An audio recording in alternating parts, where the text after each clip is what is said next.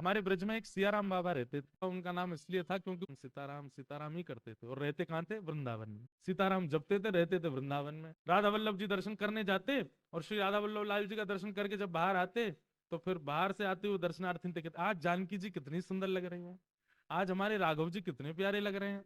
दर्शनार्थी बोलते, अरे बाबा, राधा वल्लभ जी के दर्शन करके आए हो, वही करो सिया राम जी कितने प्यारे लग रहे हैं। बोले, अरे तू ना जाने को मेरे मन की बात है। मतलब नित्य दर्शन श्री राधा वल्लभ जी का करते थे, पर राधा वल्लभ जी में ठाकुर जी को राम जी मानते थे, और श्री किशोरी जी को जानकी जी मानते थे। यमुना जी के तट पर जाते, और श्री यमुना जी में स्नान करके बाहर आते, कोई पूछता, बाबा कहाँ से आए हो? बोले, सरजू जी में स्नान करके आया। गिरिराज जी की परिक्रमा लगाते, कोई कहता, बाबा कहाँ कर रहे हो? बोले, कामतानाथ जी की परिक्रमा लगा रहे हैं, चित्रकूट में कामतगिरी पर्वत है।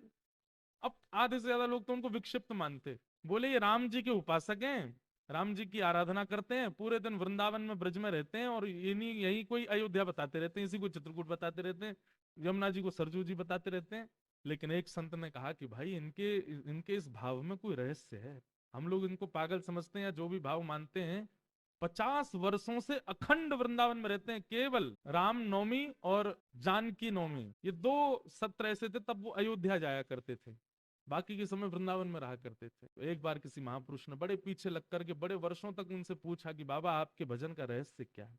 तो वे अपने भजन का रहस्य बताते। बोले, भैया जब तक विरह प्रेम में नहीं होगा ना, तब तक प्रेम पुष्ट नहीं होता। मैं अयोध्या में रह करके भजन करूंगा, राम जी मेरे सामने हैं, सीता जी मेरे सामने, तो मुझे विरह कैसे होगा? इसलिए मैं वृंदावन में रहता हूँ। मेरे को याद अयोध्या की आती, रहता मैं वृंदावन में। मेरा स्नान का मन होता है सरजू जी में, नहाता मैं जमुना जी में। मन होता है कि परिक्रमा करूं, कामतानाथ जी की पर करने जाता हूँ, गिरिराज जी की। रहता वृंदावन में हूँ। लोग मुझसे राधे श्याम बोलते हैं, मैं सीताराम बोलता हूँ। क्यों?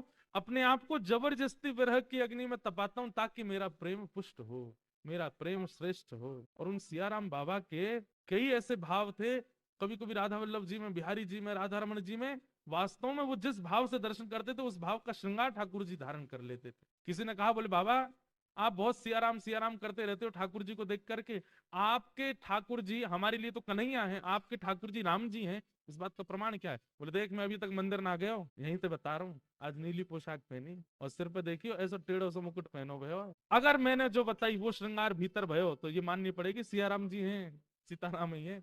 और वो सब जाते भीतर, और जैसे जाकर के दर्शन करते, तो बिहारी जी नीली पोशाक में ही दिखते, वैसे ही पाग में दिखते, फिर सब बाबा को प्रणाम करते। तो 2 बातें थी बाबा के भाव में।